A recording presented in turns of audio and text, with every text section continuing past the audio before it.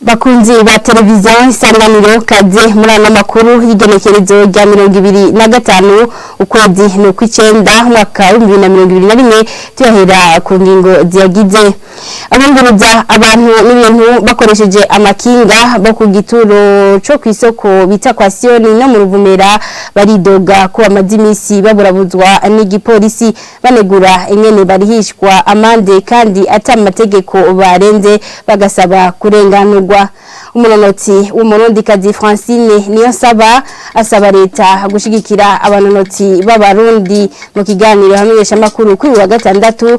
Francine Niyonsaba anegura ingene atashigikiwe mu myiteguriro y'inkino mpuzamakungu. Idonido ryano makuru ni mukanya sangwikazi.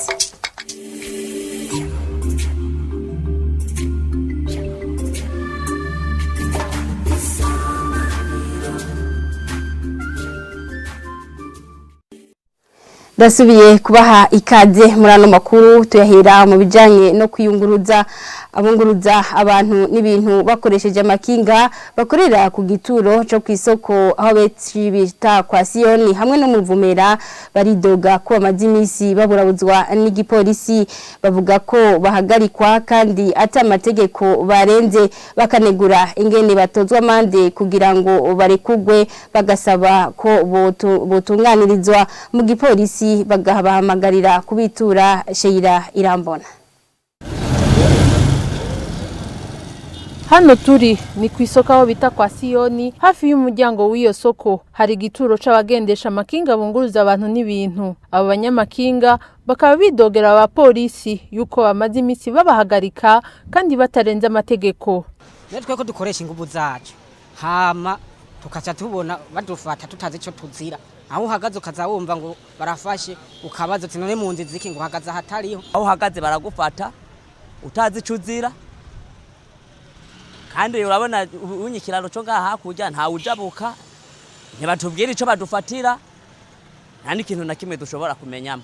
Bakanegura ko mu gihe bafashwe basabwa amahera bakarekugwa atagitansi gitanzwe bagasaba abarongozi kubatunganiriza kugira bakora imirimo yabo mu mutekano.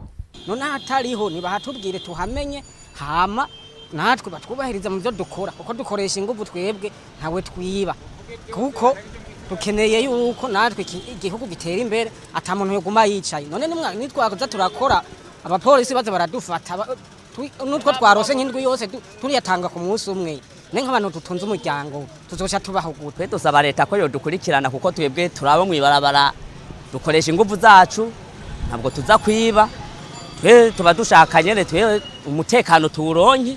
Ivyo bikaba vyidogwa kandi n'abagendesha amakinga bafise igituro ku isoko rya Ruvumera abo twaganiriye batashatse kuvugira ku vyuma vyacu banegura ko ivyo biba kandi bahora bariha amahera yitwa amahera ya stationnement bagasaba umuco kuri ico kibazo mu gipolisi bakaba batemeje ayo makuru bagahimiriza abo baba basabwe ayo mahera kubitura bagaca ku nimero ya telefone y'amajana 413 kugira batunganirizwe. Sheira Irambona urakenuye. Ano makuru tuyabandanirize mu gisata c'indero. Ishure shingiro ry'abikorera utwabo Sunrise School ryo mu Rumonge rirugaye inyuma y'indwi zibiri umwaka w'ishure utanguye. Ingingo yafashwe n'ubushikiranganje bw'indero bivugwa na bamwe mu bavyeyi barereye ku ishure aho babona ko abana babo batabona iyo bagiye kubandaniriza ivyigwa. Mu buyobozi bw'indero muri komine Rumonge bagahumuriza bamenyesha ko abo banyeshuri bagiye gushigwa mu yandi mashure. Vestine Butoyi. Kuva no mwaka w'ishuri utangura ishure shingiro ry'abikorera utwabo Sunrise School riri mu gisagara ca Rumonge rirugaye. Abanyeshuri n'abavyeyi barereye kuri iryo shure basiguriwe ko ari ingingo yafashwe n'ubushikiranganje bw'indero. Abo bavyeyi bagatangazwa n'iyo ngingo ije gihutihuti. Pierre Claver niyo nizigiye arongoye komite y'abavyeyi kw'iryo shure abaza iyo abo banyeshuri bagiye gushigwa. Tugasaba rero umunsi nyakubahwa umushikiranganje ajejwe indero ko yoduha umuco akaduhumuriza mbere nkuko asanzwe ari umuvyeyi nawe turi no muri leta mvyeyi akatubwira kazoza k'abana bacu mbega abana bacu ejo tugiye kubashira hehe. Kimwe gusa uwo muyobozi arahumuriza abavyeyi k'abana babo bazokoroherezwa mu kuronswa ibindi bibanza mu yandi mashuri. Muri iyo ngingo nyene umushikiranganje yafashe basaba yuko abanyeshuri bari basanzwe biga muri iryo shure batogwa mu mborera, ari naco gituma ubu tugiye kubaha ibibanza mu mashuri dusanzwe dufise ngaha muri komine yacu ya Rumonge. Kugira iryo shure Sunrise School rigera mu mwaka w'icenda risubire kugururwa, Kemi Ndayikengurukiye asaba bene ishure kubahiriza amategeko gusa. Vestine Butoyi turagukengurukiye mu bijanye n'ubudandaji. Bamwe mu badandaza b'ibinyobwa vya Brarudi bavuga ko muri kino gihe hari ubusuma bw'ibidaje bw'imonogoje. Abo biba ivyo bidaje ngo baca babishora mu masoko atandukanye.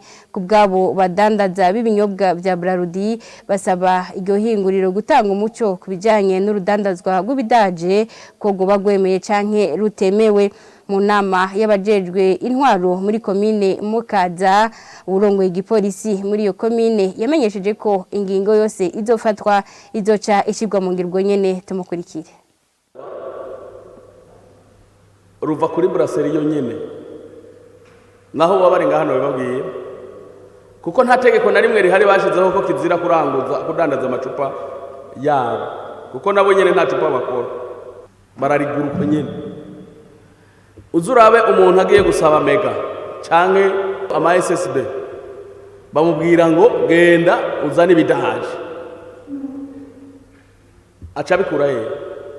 Nico kibazo gituma ubona ibidaje mu Ruvumera bidandazwa n'ahandi bikadandazwa, ariko nkuko musantera bitwemereye bikazotubariza atubarije bakatubwira ko bitemewe n'amategeko. Hajya nta munsi umwe gusa umwe vyohamara bitavuye. Ano makuru tuyabandanirize mu bijanye no kwinonora imitsi. Umunonotsi Francine Niyonsaba asaba leta gushigikira abanonotsi b'abarundi mu myiteguro baba barimwo. Mu kiganiro hamenyesha makuru kuri wa gatandatu, Francine Niyonsaba anegura ingene atigeze ashigikirwa mu myiteguro yo kwitegura inkino mpuzamakungu. Tumukurikire. Nukuri muri pariko yiwanje nta wafashije, ariko nibaza yuko habaye ukudashaka, kuko aregereye abantu hariho ababizi narabege nababwira ikibazo cy'uwanje ukuntu bomfasha. Nari mfise abashikiye bari hanze, nari mfise abavoka. Ico namenyesha ni uko meme na dossier ngaha hari ahantu narayizanye, mugabo yakoze nibaza ntiyabandanije umva habuze ugushaka. Sino iyo nza gushigikirwa nanje nari gushobora kuja kwitwara nk'uko muri South Africa bariko barabikora. Nibaza yuko ico ni ikintu leta yotangura guha agaciro ibintu bya siporo. Mu nkino n'ibintu byose haraba akarenganyo, hama akagira abantu bagenda kuburanira icyo nategerezwa. Sishobora guhindura uko meze ndi icondi. Navuze yuko chef wa mission niho yari aje ku kibuga, mugabo mu gihe nari ndamukeneye siho nabonde ndamubona.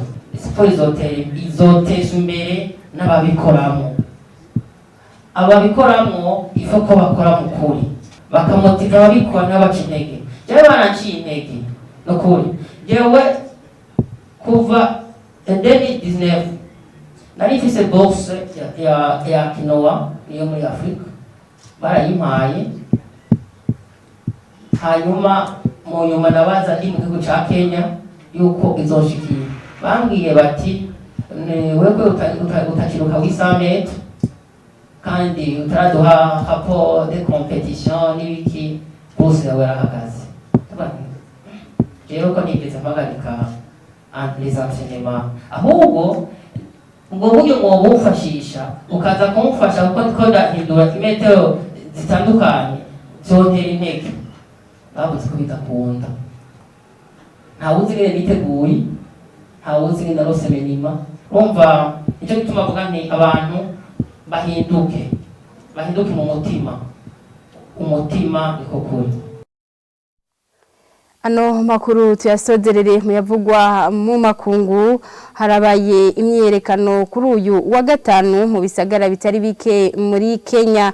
Iyo myerekano ikaba yari yo gusaba leta gufata ingingo zihambaye mu bijanye no gukingira ihindagurika ry'ibihe. Mu mazinga ya Kananaho hagize imisi haboneka ibirunga aho bimaze kononekara harugwa nk'inzu zishika hafi amajana 4 hamwe n'abantu bagera ku 600 bamaze guhunga. Oda Ndayishimiye. Muri Kenya abaharanira kugwanya ihindagurika ry'ibihe bari mu mabarabara ya Kisumu mu burengerazuba bw'ico gihugu. Kuri uyu wa gatanu bari benshi basaba leta ingingo zo kugwanya ihindagurika ry'ibihe. Umwe muri bo avuga ko bashaka gukangurira abanyagihugu mu guta imicafu ku buryo bubereye no kugwanya ibihinguye mu maplastike. Ni ikintu ciza ngo bagiye hamwe bakagwanirira hamwe ikiyaga cabo. Ubu ngo bategerezwa kureka ikiyaga Victoria kigahema. Abo baharanira kugwanya ihindagurika ry'ibihe bagiriye ko batora imyanda umwanya bari ko bariyerekana. Iyo myiyerekano yabaye mu ntumbero yo kwifatanya n'isi yose mu ciswe Friday for Future. L'éruption du Cumbre Vieja aux Canaries. Mu mazinga ya Kanari naho ibisebuzi vy'ibirunga Cumbre Vieja biguma vyongerekana. Ibindi binogo bisokorokamwe ibirunga biguma vyibonekeza nkuko bishikirizwa n'ikigo kijejwe vy'ibirunga muri ayo mazinga ya Kanari. Mu vyigwa vya nyuma vya Copernicus, ikigo kimwe mu vyiga ibijanye n'ibirunga, imireko y'ivyo birunga imaze kwica gushika ubu amazagera ku 390 bikaba kandi bimaze gufuka hegitari 180. Nta urakomereka canke ngo apfe, mugaba bagera ku 600 barimuwe harimwo ba mukerarugendo 400. Ibikorwa bibandanya no muri iyi misi y'impera z'indwi. Ku munsi wa gatanu ingendo z'indege zari zitegekanijwe ku izinga rya Palma zarahagaritswe bivuye ku bicu vy'iminyota byatewe n'ivyo birunga byatanguye ku wa Mungu w'indwi iheze. Ubu bariko batinya iyindi mireko ku misozi no mu mazi y'ibahari Atlantique kuko vyohava bizana ivyuka bibi ku magara y'abantu. Car la réaction pourrait provoquer l'émission de gaz toxiques. Arakoze mugenzi wacu Oda Ndayishimiye. Ningaha amakuru twe bateguriye aciye arangirira. Ndabashimire mwebwe mwese mwariko murayakurikira, mubandanye muryoherwa n'ibiganiro bya televiziyo Isanganiro.